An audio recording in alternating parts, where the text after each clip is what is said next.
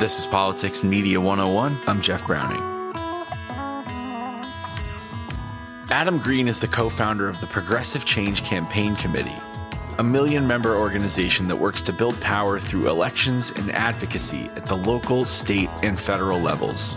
He has a lot of really interesting thoughts and observations on the state of the Democratic Party in the U.S. today, 2 years into the Biden presidency, how President Biden is doing, where he's succeeding or falling short, and how Democrats are or aren't doing a good job banding together and being effective.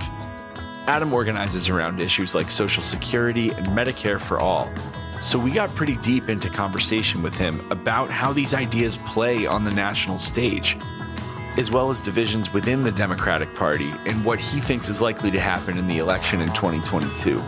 Like all of our episodes, this is an edited down version of a longer conversation that was taped live with live audience questions. If you want to hear past episodes, join us, ask one of our upcoming guests a question, or sign up for our newsletter, please visit our website, pm101.live.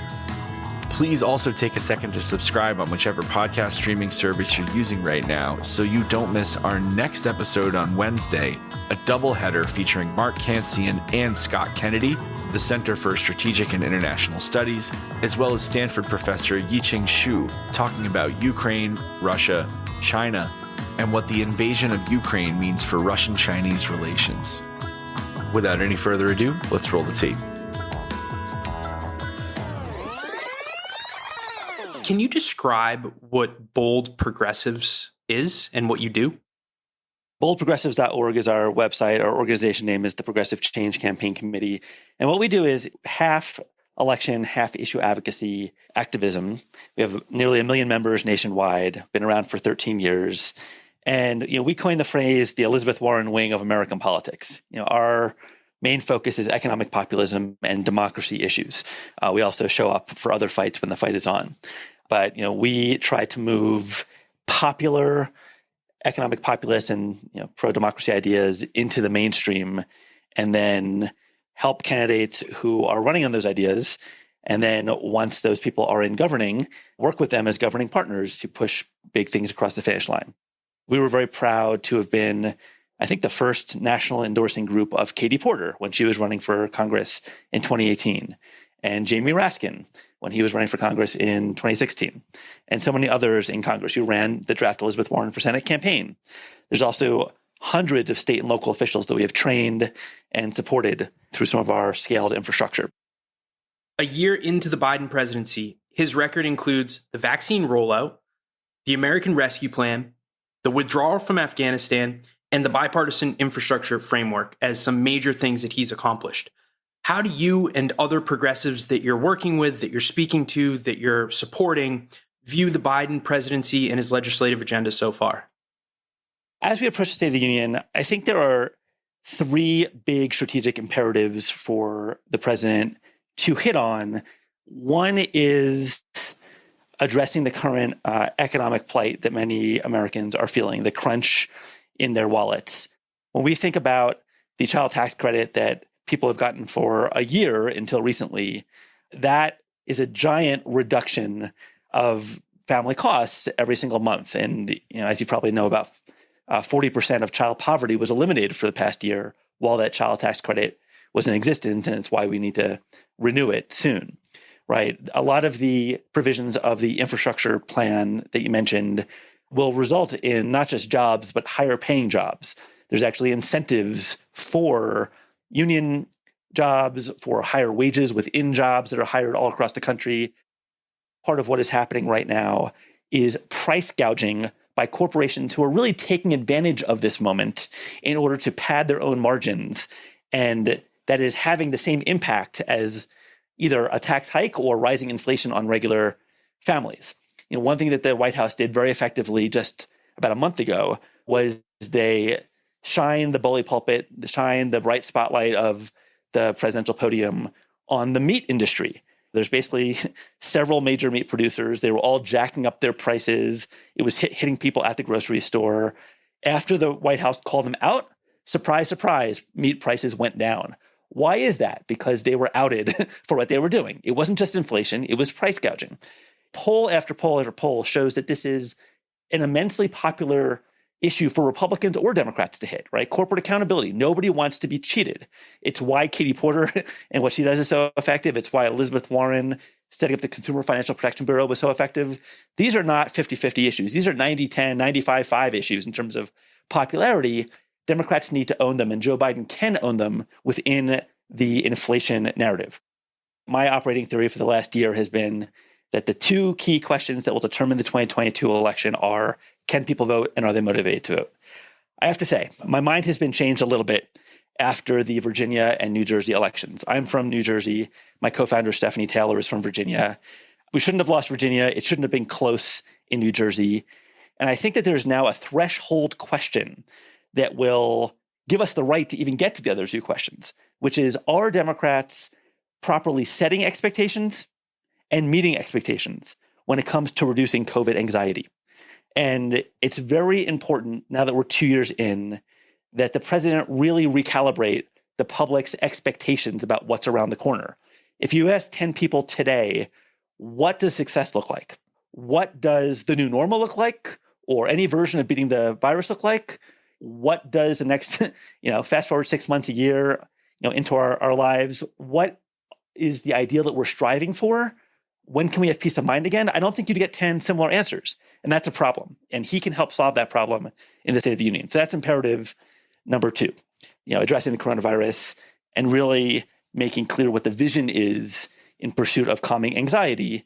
And if we can calm the anxiety, then I think we'll have more open ears on all the other accomplishments that we can talk about in 2022. And finally, obviously, Ukraine is a huge issue. A lot of people are saying this could be the beginning of World War III. I hope it's not. But it's really important for him to show strength and show competence in addressing this Ukraine issue. Most Americans, I think, once again, if you ask 10 Americans what's going on in the Ukraine, you'd probably get 10 different answers. I did want to follow up real quickly on one thing. As of an hour ago, NBC News is breaking that the CDC is going to release guidance on Friday, basically relaxing indoor mask mandates. So you said that Biden needs to reset the expectations. I'm just curious because I view it as mostly people on the further end of the left, whatever that spectrum is, are more COVID reticent, want everybody wearing masks. How will such a move resonate with progressive base voters for the CDC to come out and relax that mask mandate before the State of the Union? I'm a big fan of logic and learning new things as we go along. I think we've all encountered the experience where we go into a restaurant, we're told to wear a mask, and we walk a few feet, sit down at a table, and because we're eating, we take the mask off. And there's something that feels a little bit silly about that, right? Early on, I remember I was at a farmer's market outside, and I was told to stand 6 feet away from people. And that was true in March of 2020, but we wouldn't do that today, right? So I think to the extent that we're relaxing things that no longer make sense based on new science, then that's fine. And I think progressives and anybody will be fine with that. But what I worry about, and I think a lot of people worry about, is just retreat for the sake of retreat, right? In DC recently, where I am home based, our mayor recently relaxed the vax requirement to get into a restaurant. Well, why? There's zero science backing that up. All that does is mean that people that have families with small children won't go to restaurants anymore, right? Like you're hurting restaurants, you're hurting everybody. You show your driver's license to get a drink at a bar. Why can't you show your vax to get into a restaurant and be safe? There's also plenty of outdoor seating for those who want to be not safe. So I think it really matters. This is actually an issue that I've been thinking a lot about. We pulled 3 months of transcripts of Fauci, the CDC director, and the Surgeon General on the Sunday shows. And we're tagging every concept that comes out of their mouth as being one of four things. Are they scaring people? Are they distributing scientific, wonky factoids of the day that will be moot in a week or two? Are they giving out instructions on how to live your life? Wear your mask, get your booster, etc. Kind of treading water advice in this moment. And fourth, are they giving a vision, which could be light at the end of the tunnel? It could be defining the new normal, but it's basically the context that all the other stuff should fit into, right? And, this is scary, and it's okay to say some scary facts on TV. But if all we're doing is scaring people, and distributing scientific factoids. That's a problem. And honestly, that's what we're finding. We're finding that there's very little vision, and there's a ton of scaring people, telling people what to do, and distributing factoids that will be moot very soon. And that is what I think is contributing to the anxiety. And I think what's happened in the last couple of weeks is that in an absence of vision, governors have just pulled the cord and said, well, here's my vision, freedom, whatever that means, right? But it's going the wrong direction if done in the wrong way.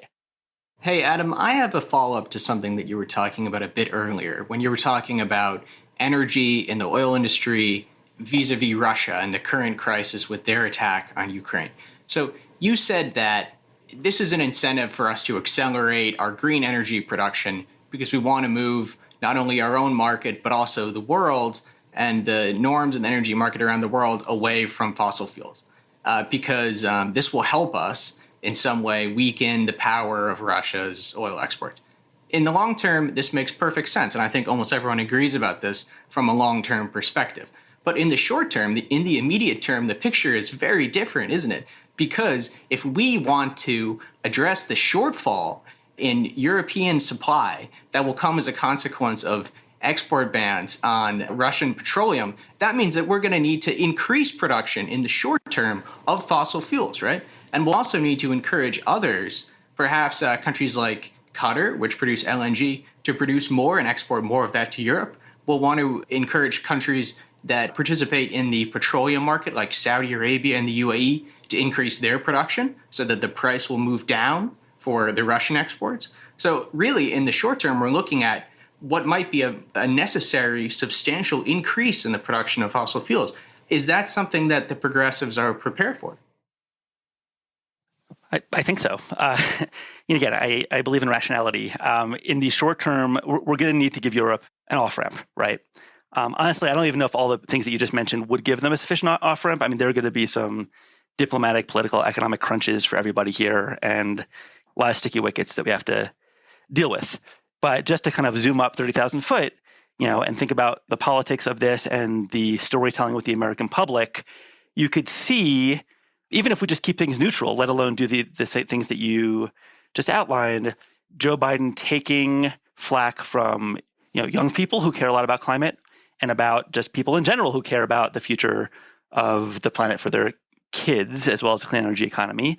And if we do nothing, or if we go in the direction you just said, unless we put this North Star out there saying this is where we have to, we should have done this years ago. Let's acknowledge that.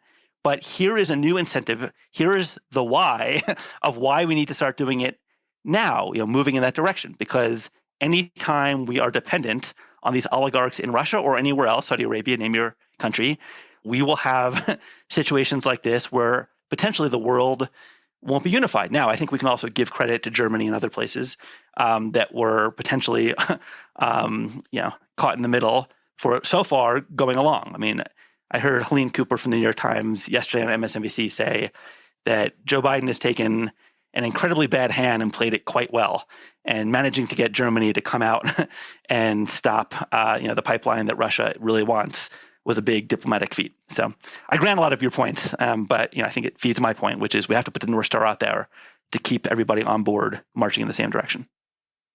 Well, let me follow up again there, because you're praising the decision by Germany to cancel the Nord Stream pipeline. I think, is that what you're referring to just then? Mm-hmm. Yep. So I was looking at some statements that were coming from progressive members of Congress as to, what they think the U.S. policy and the Western policy should be towards Russia in the middle of this emergency. And I saw that in the month of January, Barbara Lee and Congresswoman Jayapal released what they called a plan for 21st century foreign policy. And they said that they believe that in this plan, the United States should move away from any kind of sectoral-based sanctions, that we should no longer, as a tool, part of our toolkit in foreign policy, apply sanctions of entire economic sectors in a target country. So do you then substantially disagree with them in this document that they propose as the framework for 21st century foreign policy, if you believe that it was correct for us to try to limit the exports in this particular sector coming from Russia? Yeah, I'm not going to hold myself out as having read that document, and it sounds like that was pre-existing this current situation. So I'm curious what they would say about this. You seem well briefed on this general set of issues, but I don't really have anything to add there. We'll see where this goes. You suggested that defenders of the filibuster are motivated, at least in part, by racism. Do you still feel that way? I mean, it's just when I look at history, there was the anti-lynching legislation. They used the filibuster to block it. The Civil Rights Act of 57 used the filibuster to block it. And now the freedom to vote, using the filibuster to block it. Use of the filibuster seems to be triggered in points like this, where it is about uplifting Black folks in our country and protecting them. In 2017, more than half of Senate Democrats, including now Vice President Kamala Harris, signed a letter to Senate leaders urging them to preserve the legislative filibuster. Why would so many Democrats, including Kamala Harris, have argued to preserve the instrument of racism? I don't know. I know this. I know the House of Representatives used to have a filibuster. We got rid of it because it was used to obstruct progress for our country.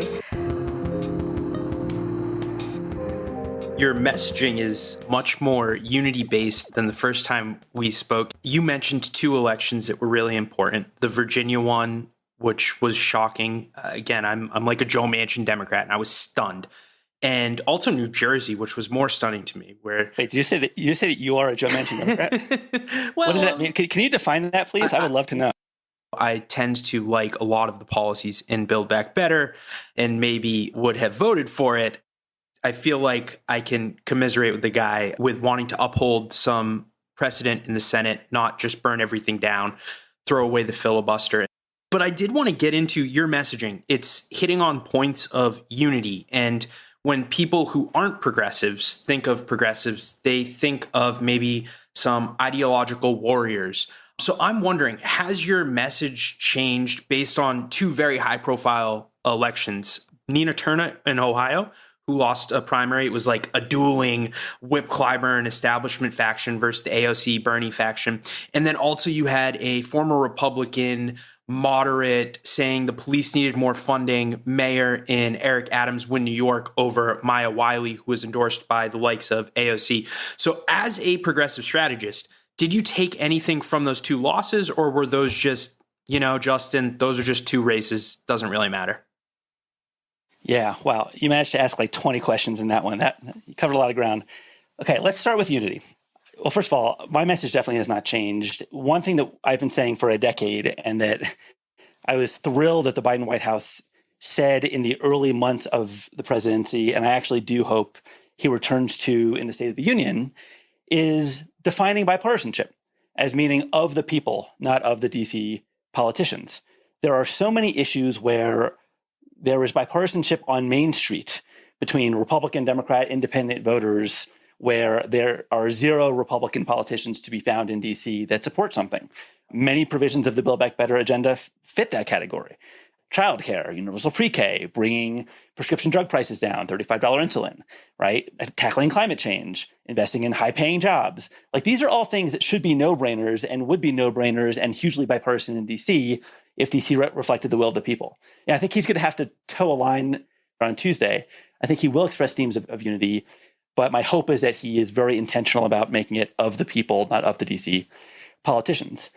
Nina Turner, Eric Adams, I don't have a ton to say on those. We win some primaries, we lose some. Katie Porter won a very contested primary against a more conservative opponent. One of my lessons the last couple cycles is that the fortunes of progressives and more moderate Democrats rise and fall together when it comes to the general election. Abigail Spanberger and Katie Porter came in on the same wave. Last cycle, we had a lot of great progressive nominees for Congress, and there were some more conservative or moderate Democrats, and they all lost down ballot because of the way the cycle went. And that's why I've been thinking kind of structurally about what will it take to have a positive wind at our back this cycle, which got us to the question of, can people vote? Are they motivated to vote? And now, have we properly set and met expectations when it comes to reducing COVID anxiety? So I wouldn't read too much into any one race, but I do think that, again, the North Star for Democrats should be to push issues that unify Republican, Democratic, and independent voters. I think part of that also means adamantly pushing back against caricatures that not even progressives are pushing, right? All this stuff about defund the police and abolish ICE and stuff like that. People are not campaigning on that, right? Ilhan Omar is campaigning back home on free lunches for kids in school. And that has a lot of cross-party support. Rashida Tlaib is campaigning back home about clean drinking water, not having lead in the pipes of Flint, Michigan, and other places in Michigan. AOC and Ayanna Pressley consistently are calling out corporate bad actors and pushing for higher wages for workers. These are all popular agenda items. And whether it's Tucker Carlson on TV or bitter corporate-aligned Democrats who lose elections and want to blame someone afterwards, they come up with these caricatures and we have to push back against them. I do not share your enthusiasm for Joe Manchin. He is another example of somebody who I think has an opportunity to lead. And there have been instances in the past where he has stood up for economic populist ideas that would help West Virginia and that I would consider bold, but he blew it with Build Back Better. There are so many things in there that would disproportionately help the people of West Virginia. This child tax credit, West Virginia is one of the most impoverished states in the nation, and he is voting to keep a disproportionate number of West Virginia kids in poverty by not supporting the Build Back Better agenda and specifically targeting the child tax credit to be taken out, right? The number of people in West Virginia that don't have teeth is higher than a lot of other people. This is just a statistic. And he took out dental care as well as vision for Medicare expansion, partly because he just has a bitter gripe against Bernie Sanders, who was pushing that.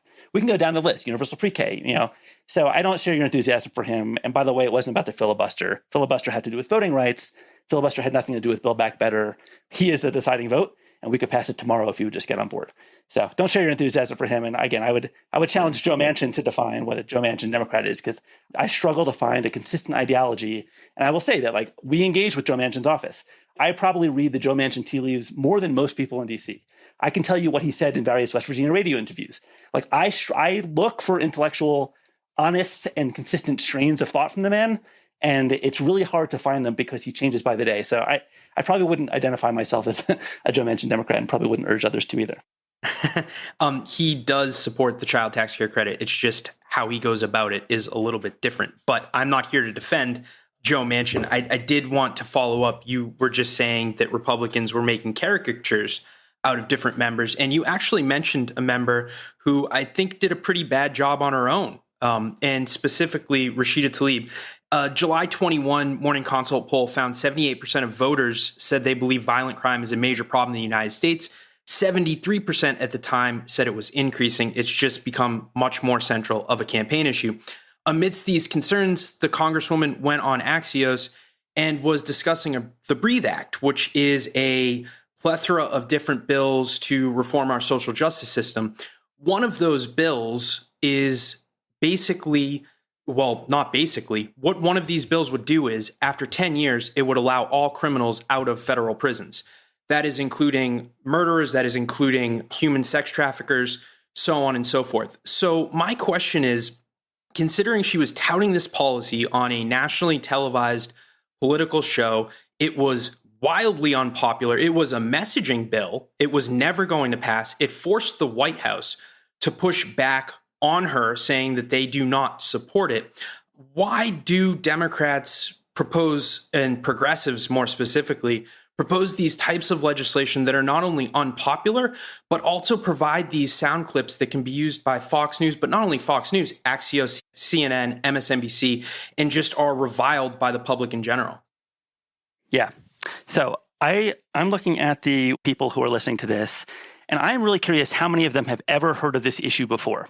My guess is close to zero, maybe one or two, and that is because Democrats are not pushing this and progressives are not pushing this, and it is a caricature to even bring it up in an interview. Now, I did see that interview on Axios. I think she made a mistake the way she answered that question, and she hasn't made that mistake again, right? I will tell you, just this past week, there was a governor who said something really dumb on national TV about an issue, who I then texted and was like, hey, you're generally really spot on, but I'm curious why you said this. And they were like, it slipped out. I didn't mean to say it that way. People make mistakes in interviews. It is wrong to peg progressives and Democrats with those positions. Again, Rashida Tlaib, her top issue is clean drinking water for the people in her state who want to give the kids a chance to not have lead and cancer. Again, it's a caricature to even bring up that issue.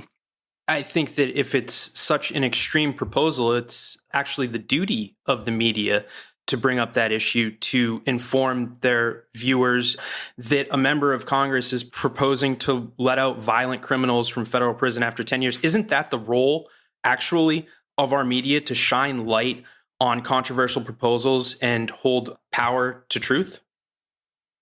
That is definitely the role. And the media has dramatically fallen down on the job when it comes to any version of that. We've gone through this past year, and I think what you're referencing when you talk about the first time we talked, and again, love that conversation, and I'm enjoying this conversation. I think what you're referencing is some of the dem-on-dem action where, we frankly have 96% of Democrats in Congress, including many of the moderate and more conservative Democrats, on board an agenda, a Build Back Better agenda. And we have, Joe Manchin standing in the way. And because that dem-on-dem fighting is somehow, I don't know, it's easy for a lazy reporter to cover, they cover it. There has been pretty much no scrutiny of Republicans who oppose all of the overwhelmingly popular provisions, $35 insulin, universal child care, fighting climate change, jobs, go down the line. And we shouldn't even be in an environment where Republicans have a chance of winning the 2022 election. And we're in that environment because the media have fallen down on the job. I mentioned before price gouging. We're talking about inflation. It is easy to say Joe Biden, XYZ, question mark, weak on inflation. Who is pointing the finger at giant corporations who are price gouging people and making sure that the American public is aware of that? Not the media, by and large. So that's why, back to the main topic of this conversation, the State of the Union is a really important opportunity for Joe Biden to use his free airtime in the media and use a moment when every reporter is taking cues from what he is saying and will use that as a pivot point for their coverage to define the story. My worst case scenario is that there are a bunch of kind of buzz-inducing lines, maybe even feel-good lines that don't actually tell a story and don't pierce this broken media narrative that we're facing. I'm optimistic that he'll hit this corporate price gouging point. I'm optimistic that he will be strong on Russia. I'm optimistic, although it's more 50-50, that he'll do important storytelling when it comes to coronavirus and where we're going. But again, all of it does boil down to a very broken media ecosystem. I think that this will be kind of our last question before we go to the audience. But so you mentioned, I think you characterize it as dem-on-dem violence, Democrats arguing with each other in public view. And since we're also talking about the State of the Union, I read recently that the sort of Progressive Caucus is planning to do a televised response to the State of the Union, which to me sounds similar to what the opposition party often does. After the State of the Union, there'll be a separate event broadcast after that's a person from the opposite party giving a critical response to what was said during the president's speech. And so am I misinterpreting what the purpose of the progressive response to the State of the Union is? What do you see as the purpose of this kind of event? And do you think that it might be characterized as another example of dem-on-dem violence? Just to be clear, I said action, not violence. But fair question. I would be pretty surprised if it were critical of Biden, which is a word that you used. I do think that there is an important role in the ecosystem for, moving what's called the Overton window, moving new ideas into the mainstream, things that weren't popular or known 6 months ago are popular or known now because there are people who are kind of tip of the spear broaching new conversations. If the president doesn't talk about price gouging, which again, I'm 90% confident he will, I am 110% confident that the Progressive Caucus speech afterwards will do that. They might talk about it in a little bit of a different way, and that's fine. Just to be clear, it will not be televised, right? I think it'll probably be a YouTube live stream, something like that. I know that there are also organizations that have their own State of the Union response. It's kind of an easy way to do a press moment, and I think anybody who's savvy and in charge of a comms shop will propose that around the State of the Union if they have, the kind of wattage that Pramila Jayapal has now and the Progressive Caucus has now.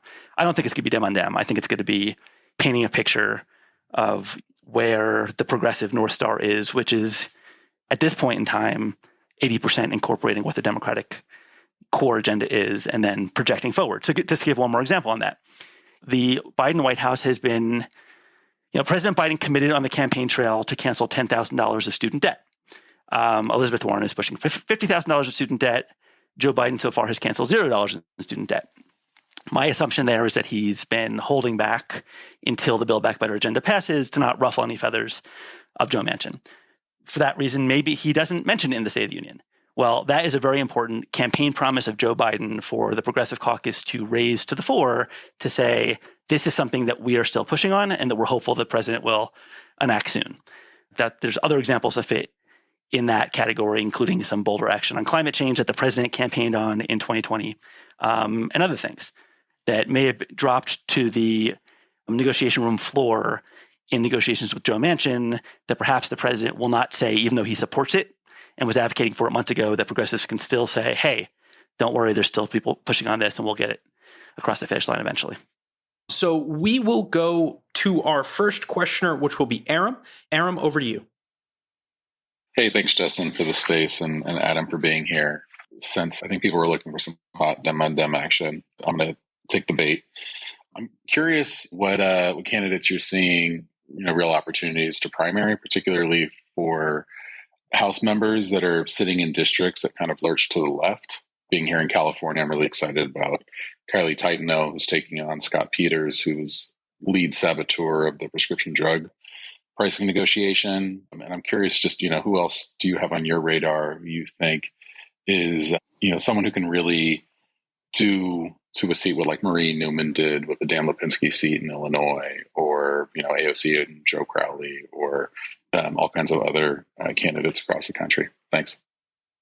I love that question. Aram, I would ask you to DM me on Twitter, Adam Green. I would love to keep in touch with you on this because that was a very poignant question you just asked. I really love that you highlighted Scott Peters because I think, again, thinking about caricatures, I think some people think about progressives as, just like kind of ready to primary everybody. Right now, given the existential crisis for our democracy and our planet, most people are just thinking existentially right now and aren't overly eager to engage in primaries against incumbents. But there is a giant, giant exception, and that is Democrats that when we had the trifecta, when we had the governing opportunity, actively stood in the way of even Joe Biden's agenda. That includes Kristen Sinema, and there's a very active, well-funded primary effort already for her for 2024. And in the House, that includes about 10 corporate-aligned Democrats, many of whom are not even in swing seats. Scott Peters represents, I believe, a 20-plus point Democratic advantage district. I think Hillary won his district by 17 or 20 or something like that. Biden possibly by more.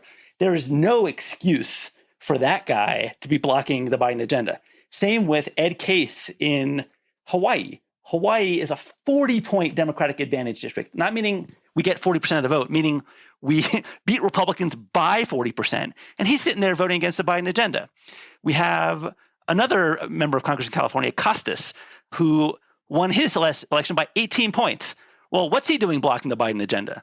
Stephanie Murphy in Florida won her last election by 12 points. Fortunately, she's retiring, but what's she doing blocking the Biden agenda? These people often are just bought and paid. Scott Peters is one of the top recipients of corporate cash among Democrats in the nation. And then, surprise, surprise, when Big Pharma and Big Oil and everybody else wants to oppose things that would bring down drug prices and take on climate change, they are there doing the bidding of big business, including the Business Roundtable and the Chamber of Commerce, blocking the Biden agenda. So that's the exception. When those people are primaried, we have to get them. Well, here's some great news. On Tuesday, the very same night as the State of the Union, we're going to do it. Jess Cisneros is primarying Henry Cuellar, another person who has an overwhelmingly blue district, huge recipient of corporate cash, is now under FBI investigation, most likely for doing things in a over-the-top corrupt way for his corporate donors. We'll see exactly where that lands. But she came 4 points away from beating him last time, and especially given this FBI investigation and given the absurdity of him blocking the Biden agenda, we're very hopeful that she will win on Tuesday. Thank you very much, Aram. Sounds like some dem-on-dem crime to me. We will go to Philip, and then we will go to Dr. Pakane. I just want to note for the record, when I talk about skew and caricature, I said dem-on-dem action. We've had violence and crime inserted into the conversation when that is not what I said, and that's not what's going on here. The 80-20, though, was a Reagan line, so we will definitely stand by that. This morning, West Virginia Senator Joe Manchin not backing down from his decision to not support the president's Build Back Better plan. In fact, in the last hour, Manchin expanded on that stunning announcement during a local radio interview. And he also responded to the blistering criticism from the White House and from his fellow Democrats. I'm not blaming anybody. I knew where they were, and I knew what they could and could not do. They just never realized it because they figured, surely to God we can move one person. Surely we can badger and beat one person up. Surely we can get enough protesters to make that person uncomfortable enough. They'll just say, okay, I'll vote for anything, just quit. Well, guess what? I'm from West Virginia. I'm not from where they're from, and they can just beat the living crap out of people and think they'll be submissive. Period. So we will go to Philip. Philip, over to you. Yeah, thanks for letting me ask a question here. So I just kind of want to start off by prefacing that, 52 senators actually rejected Build Back Better. Biden got a $1.9 trillion spending at the beginning of his presidency. He was able to do what Trump couldn't do and got a $1.2 billion infrastructure bill. That's over twice the actual Obama stimulus bill and Obamacare combined. This is just his first year in office. And when you look at Joe Manchin, I guess I combine these two things into two questions for you. But yeah, why should Joe Manchin move to be a progressive and support the progressive agenda and not move to the center where it seems like most Americans actually want the majority, even in your own contention, of these things to be? And also in your own contention, you can kind of answer these two questions together. Who do you think understands West Virginia better, Joe Manchin or progressives like yourself? Thanks, Philip. Really appreciate that question. So first, quick fact check. There were not 52 votes against Build Back Better. There were 51 if you include Joe Manchin. Kristen Sinema she's ready on this one. And she actually, negotiated the lowering of prescription drug costs. So we have one person left. Second, Joe Manchin wasn't even against it. Until just several weeks ago, he put an offer on the table that was bigger than the $1.75 trillion price tag. He put a $1.8 trillion proposal on the table, but then he quickly took it off the table. So why did he do that? Again, this is why I said before, he changes his mind by the day, and it's very intellectually not consistent. Who knows West Virginia better? I will give him credit for winning elections in West Virginia. And if the question were, would I rather have a Republican in that seat or Joe Manchin, the obvious answer is Joe Manchin. And I think every single Democratic senator and progressive in America would agree with that. The problem comes when he, again, makes weird decisions against his own constituents. So let me give him credit on something just to show where we have common cause, and he has common cause with his constituents and the American people in general. Several years ago, we had, and by the way, this is more Dem on Dem action for you. Several years ago, we had a Democratic president pushing a grand bargain with Republicans that would have cut Social Security benefits. That would have been a disaster for Democrats. That is not the fat. That's hitting the bone right there. But, in the name of unity, in the name of bipartisanship, we were going to potentially get something from Republicans on taxes and then give them cuts to Social Security, which would just decimate our popularity with seniors, with soon-to-be seniors, with anybody who cares about keeping people out of poverty. Well, we had, literally we, as an organization, we spearheaded an effort to change the national conversation to expanding Social Security benefits, not cutting them. And after 3 years of organizing, we had 7 Democratic senators on the record saying that's the direction we need to go. I should say, by the way, the Democratic White House failed on that, partly because Republicans in the House were so crazy that they turned down a deal they really should have taken with the White House. So we were moving forward. We had 7 Democrats on the record after 3 years. And then there was a budget reconciliation moment. That's this wonky thing that allows us to pass a budget with 51 votes. And oftentimes there's this thing called vote-a-rama, where they stay around for 5, 6, 7 hours all night long voting on little budget amendments. And it's basically a hat tip to the minority, allowing them, for maybe the only time in the entire Congress, to put bills on the floor that, in this case, Chuck Schumer couldn't veto. And they get their moment on the floor to get a vote. Well, Elizabeth Warren pulled a rabbit out of a hat and negotiated with Joe Manchin at 3 a.m. an expand Social Security resolution. They put it in the hopper. It got a vote. And we had 42 out of 42 Democratic senators who were on the floor that night vote for it. Exponential gains for advocates like ourselves. It was a turning point in American history. The next presidential election, 2015, 2016, Hillary Clinton and Bernie Sanders were debating how much should we expand Social Security. And I give Joe Manchin credit in that instance for saving Social Security from cuts. We've never looked back.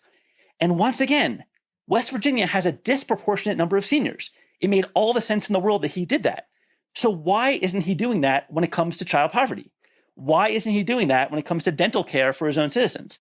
Why isn't he doing that when it comes to good jobs and wages for his own citizens? Well, so I think cynical people say he has a lot of coal holdings and that's, his main holdup. I don't know if that's true, honestly. I do know that it's true that he does a lot of collaboration with the Business Roundtable. He's talked to them on conference calls. There's articles about this. This is basically the main corporate lobbying group that pharma, big oil has gripes with this agenda. And honestly, I kind of just think Joe Manchin likes to have friends who are Republicans in DC over on his houseboat. I think Lindsey Graham might be the most influential person in Joe Manchin's life. There are many West Virginia veterans groups and seniors groups and groups to advocate for children that can't get meetings sometimes with Joe Manchin. But for some reason, Lindsey Graham's on TV talking about how we just talked to Joe Manchin a couple of days ago and has been putting thoughts in his ear. So I don't see the West Virginia high ground when it comes to supporting seniors or kids or workers.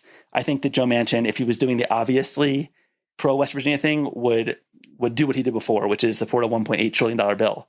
And it's really disappointing that he didn't. It's interesting because if we're going by that metric, then Bernie Sanders must be Lindsey Graham's best friend, because after the insurrection, Lindsey Graham was in front of a bunch of cameras saying that he had spoken with Bernie Sanders and he agreed that the cops should have basically just shot all of those terrorists right at sight. But we're going to go Dr. Poctane. Dr. Poctane, over to you. Hey, Dustin, how's it going? I wanted to ask, other than the State of the Union, what do you think Biden and the Biden administration can do for a lot of these really contentious, tight races that we're expecting in the upcoming midterms? What can Joe Biden do? Well, it starts with the State of the Union and, again, good storytelling, setting expectations, making clear the priorities that Democrats fought for and that Republicans in D.C. opposed, even though their Republican constituents back home support them. And then, as we move on, hopefully we do get Build Back Better across the finish line. I'm pretty optimistic that we'll get some version of it there. Justin, you can poke holes in that if you'd like. I think you will. I think something should get passed. I support the whole initial package. All right. Good to hear. There's a lot of executive action that already has taken place that nobody knows about and that can take place in the future that I do hope he takes the opportunity to talk about tomorrow, both in terms of bragging about past accomplishments and setting new goals. Two people that I would put on everybody's radar are Lena Khan, the new chair of the Federal Trade Commission, and Rohit Chopra, the new head of the Consumer Financial Protection Bureau. They don't need Joe Manchin's approval to pass very popular pro-consumer policies. So things that they've already done. I mentioned before, I'm curious how many of the people in this conversation had heard about some fringe issue that the media brought up to Rashida Tlaib. I would bet that 100% or close have had the experience of not being able to cancel a subscription, this recurring charge on your credit card every month that they just don't want you to be able to cancel. Well, Lena Khan has passed a new rule saying it must be as easy to cancel a recurring subscription as it was to sign up for it, right? She particularly, kind of funny, that she called out Planet Fitness. And this resonated with me because when I was on the campaign trail doing stuff for Elizabeth Warren, I joined a Planet Fitness in Manchester, New Hampshire. Super easy to join. To cancel, I would have had to go back to Manchester, walk in, and fill out a piece of paper, even though I was able to reach them by phone and email and everything else. Well, she basically called them out and said that they are an example of places that are just putting up unnecessary hurdles for people to cancel their subscriptions. And P.S., I was then able to cancel my subscription by forwarding them that new rule. Rohit Chopra is taking on what he calls junk fees at the Consumer Financial Protection Bureau, junk fees by banks. Right now, if somebody writes you a check and their check is bad and you cash it with your bank, you will be hit with a fee for that. Why? There is zero logic in the world for that. It's just abusive behavior. It's an excuse to tack on another $30 charge on your next bank statement. If you go to charge a $3 cup of coffee, and for whatever reason you have to do an overdraft, you will then get a $30 charge for that $3 overdraft necessity. That makes no sense. And there's lots of things that he calls junk fees that they are taking on, areas where the bank does no work and just wants to tack on fees when they have the excuse to do so. And it seems like nobody's fighting for the regular person. Well, if we do our jobs correctly and promote what the Biden administration is doing, that the Trump administration certainly was not, well, that is, again, a set of non-radioactive issues that are super popular, that speak to the economic financial crunch that many families are facing, where we're actually doing something. One more example, by the way. Did you know that McDonald's workers and Burger King workers and other low-wage workers often have to sign a non-compete clause when they take that job, which means they have no leverage to ask for a $1 raise? That is insane. It's insane. They cannot say, hey, McDonald's, I'm going to go to Burger King if you don't give me a $1 raise after being here for 2 years, because they signed a non-compete clause. Well, the FTC is going to take that on.